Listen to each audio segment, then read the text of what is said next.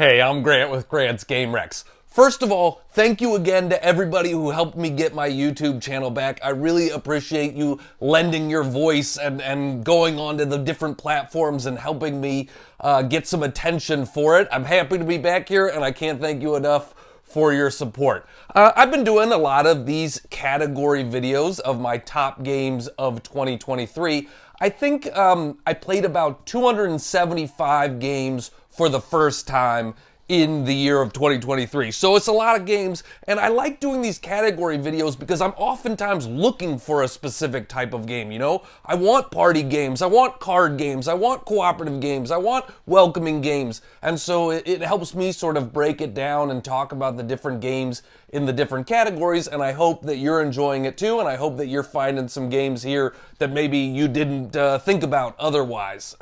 These are my top cooperative games. I released a top family games recently. Cooperative games also work really well for families or newer gamers or stuff like that, just because you can work together. I love a good cooperative game because I find it's one of the best way to bring people into the hobby, one of the best ways to get newer people into games. And there was a lot of great cooperative games this year, so I'm excited to run through my top 10. My number 10 cooperative game of the year was Astronauts. This is a sort of re-implementation of Aeon's End. It's got the same sort of fantasy theme where you are breach mages fighting monsters as Aeon's End, but the whole idea of Astronauts was that it was a little bit more streamlined, a little bit easier to get to the table, a little bit easier to teach new people. And in that sense, I think it succeeded. I do think that it is a streamlined rule set. There's not quite as much setup, so it is easy to jump into it quickly. It does the same thing as Aeon's End, where it is a deck building game where you never shuffle your deck. Any way you put your cards in your discard pile, that's the way they're going to come back up. So it helps you plan stuff. I really like the game. If you own Aeon's End, do you need Astronauts? I would say if you plan to introduce newer people to the Aeon's End system, if you want to get new people in and make it easier for them, it's great for that reason. If you have all of Aeon's End and all your friends already play it, then probably Astronauts isn't right for you. But I'm glad it exists because I think Aeon's End is great, and I'm glad that there's a way to get people sort of into the system easier now. Number 9 is Mission Control Critical Orbit.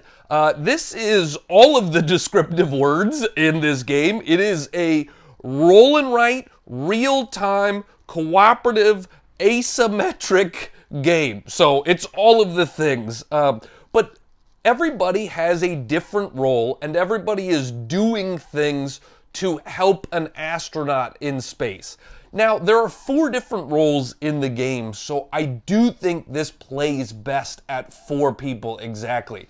You don't have to. People can double up on roles and things like that, but I think, you know, the roles are meant to sort of be on their own, and so this is a game I want to play at 4 players. Maybe I would do it at 3 because I'm experienced enough that I can do 2 roles, but I wouldn't ask a new player to do 2 roles.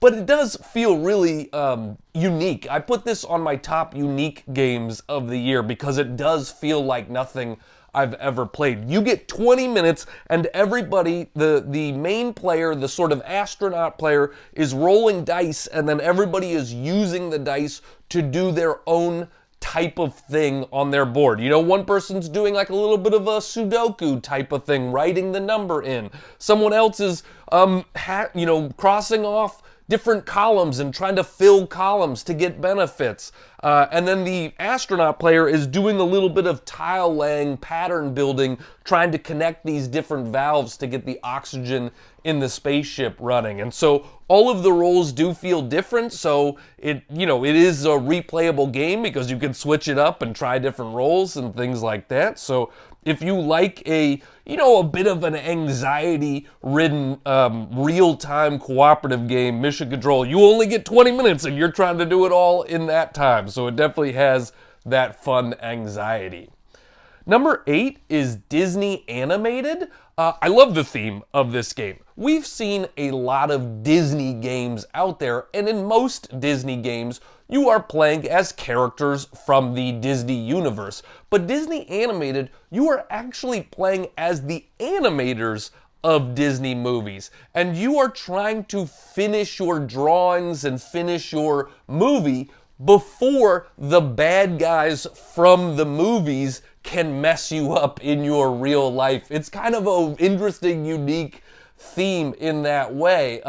The production is really cool. You know, you're putting these polyomino tiles trying to fill your background, and then you have these character overlays that you are putting onto the background, and you need different paint and cards and things like that to do it. There are a number of different movies and different characters in the game, and each of those movies and characters gets one special ability. So it's not really asymmetric, but you do get your own kind of cool power, which makes all the different movies feel a little bit different. And they all have their own villains, and the villains kind of work differently as well. So there's some interesting stuff to explore.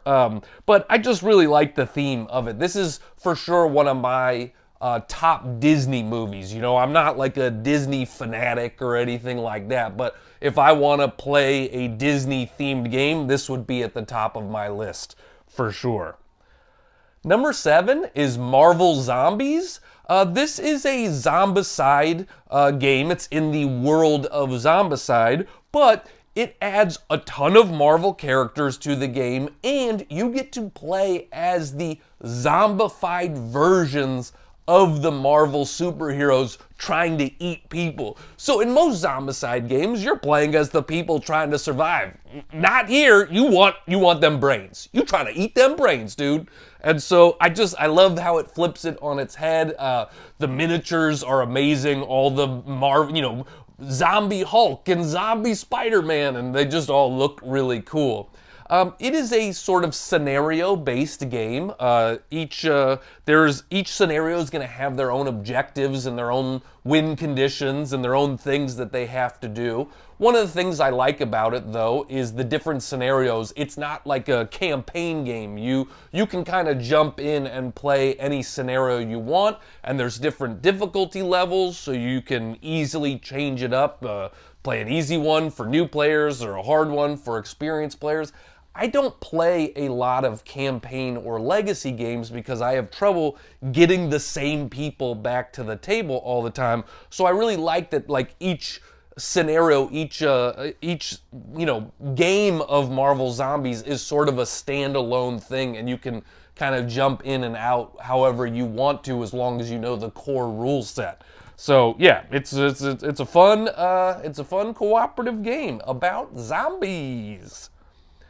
Number 6 is Kinfire Delve Vainglory's Grotto, and this was a huge surprise to me this year in a really good way. This is a game by Incredible Dream, and they released Kinfire Chronicles Night's Fall, which was a much bigger box campaign game that got a lot of attention, where Kinfire Delve is a small box game set in the same world as Kinfire Chronicles, but a totally different game mechanically. And it's really fun. It is a solo or 2-player only cooperative game. I put this on my top 2-player games of the year. And you are fighting bad guys, and you have to work your way through a deck of cards, and you only get to fight the big bad after you've worked your way through a deck of cards. When you choose somebody to fight and you succeed, you will often get rewards like discard the top 3 cards from the deck. And so you are, actively trying to get to the bottom of that. But I like that system, 1, because it feels unique, but also 2, you don't see a lot of the cards in the game. So when you come back and play it again, you're constantly seeing new cards, because that first game, we just discarded 50 cards from this deck and didn't see what any of them were. Now those might come up. Now there's different things that are coming up. I also really like this system they have where if you're playing it 2 players, You can also do this solo, but it makes more sense two players where you can boost the other player's action. I can play a card or two from my hand to make your action stronger to guarantee that you succeed on this battle that you're doing. But I never get to draw cards without taking a penalty. When anybody has to draw cards, we are exhausted and bad things happen to the team. So you don't want to overpay to help somebody. You don't want to overpay to boost somebody because then we're just going to run out of cards quickly. So there's constant tension between, is this the time to help you, or are we going to save our cards right now? I just think it's really cool and interesting and unique, and it's a great small box game too if you're looking for a small box game. That's Kinfire Delve. My number 5 is Sky Team. This game has gotten a lot of attention for good reason. There aren't too many two-player only cooperative games, so it really stood out when it came out. One player is playing as a pilot and the other player is playing as a co-pilot, and you are rolling dice behind privacy screens and then assigning them one by one to the board, and you are trying to land an airplane safely. And so we need to keep our wings level. We need to get our brake speed up. We need to open our wing flaps, things like that, stuff that an airplane needs to do. But there's limited communication. So it's really interesting where you're like, I'm putting a 4 here and I'm hoping that you can do something with that because I don't know what you have. And so that's a really fun aspect of the game. One of the other really great things about the game is the difficulty level scales really well. The base game is pretty simple. I don't think I've ever lost a game of sort of the introductory airport in the game. But there's a lot of different airports included in the game, and they increase in difficulty very much. So, the runways get shorter. There's more things you have to clear from the runway. There's more stuff happening, it becomes a real challenge. And so it's really easy to sort of slot different airports into the game and up the difficulty level, up the challenge of the game. It does feel pretty thematic. That's one of the things that surprised me about it, where I was like, yeah, we're landing a plane with dice. How much can that feel like actually landing a plane? But there really is a lot of stuff like, oh, we have to, if the numbers are off on the wings are tilted and that's bad, and you can see the wings tilting and stuff like that. So it does actually feel pretty thematic to me. So yeah, if you want a two-player only cooperative game, check out Sky Team for sure. My number 4 is Indiana Jones Sands of Adventure. This is a game based on an IP, obviously, Indiana Jones.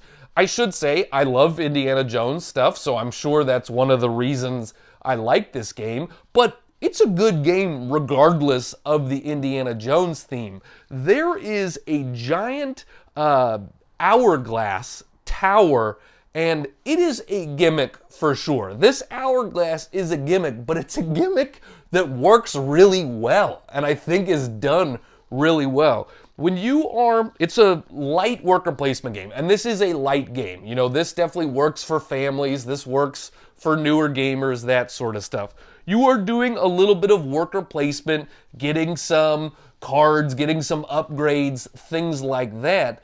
But every time you do that, you might have to put these gems into that hourglass tower. And at some point, there is enough weight in the top of that hourglass tower that it's going to swing down and start the time.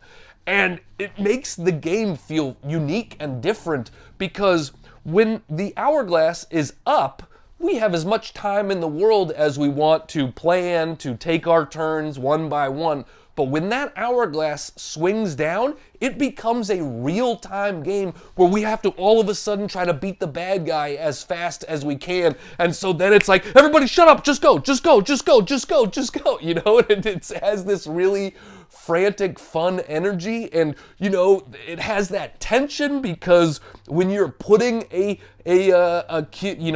gem up in the top of the tower, you're like, Yeah, is this gonna be the time? Is this gonna be the time it swings down? Everybody get ready. Okay. Oh, okay. We have another turn. All right, it's happening soon. I just it makes it feel different to me than any game I've played. Where I guess it's a real time game, but it's not always a real-time game. It's only a real-time game for a frantic few minutes. And so I like that juxtaposition of like having the time to plan our turns versus all of a sudden you just have to go. So yeah, it's great. Indiana Jones Sands of Adventure. Number 3 for me is Tesseract. This game has incredible table presence. That's one of the awesome things about it. So I'm a sucker for good table presence, just like Indiana Jones has. Tesseract has it big time. There is a little spinny Lazy Susan tower, and on top of that tower is a cube of 64 dice. And you are removing the dice from that cube and placing them in different places. Sometimes that's bad for you. Sometimes they're going into this area, and if there's too much of a certain number, then you're going to get overloaded, and that's bad for you. But also, thematically, there is an anomaly, and you are trying to contain the anomaly. So you have to succeed in putting all these dice in these right positions and getting all of the different numbers and colors on this one board before we run out of cubes on the before we run out of dice in the cube, or before we get overloaded too much with certain types of dice, certain numbers. And so it's definitely very puzzly.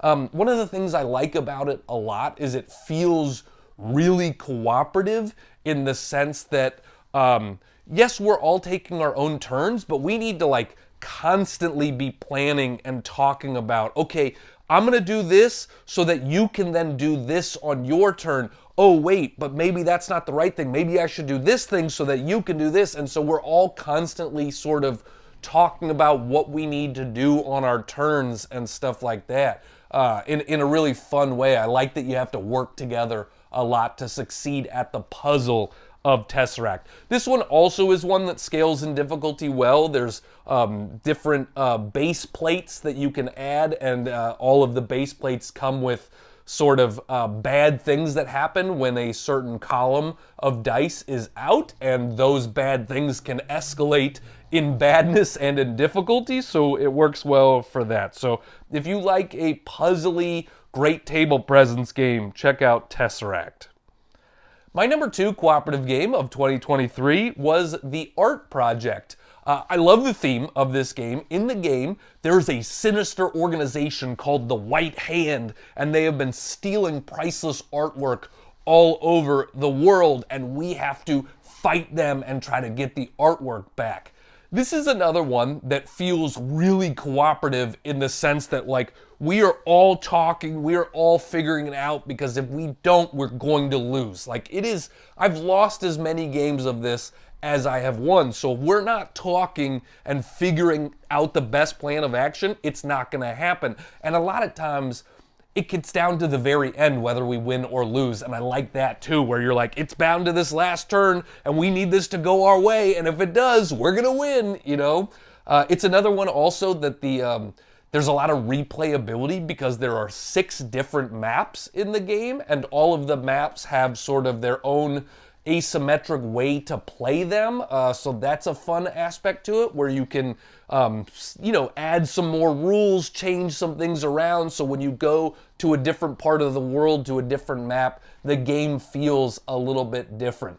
Resources are really tight in the Art Project. We have a cumulative, nobody has their own resources. We have a pot of resources for the team, and you'll never have enough. You will never have all of the things you want to. There's constantly if we only had one more gas can, we could get there. If we only had one more walkie-talkie, we could get this. And so you really have to prioritize and plan what you're doing in a very fun way. So the Art Project is another one that surprised me in a great way. I love the game for sure. And my number 1 cooperative game of 2023 was Freelancers.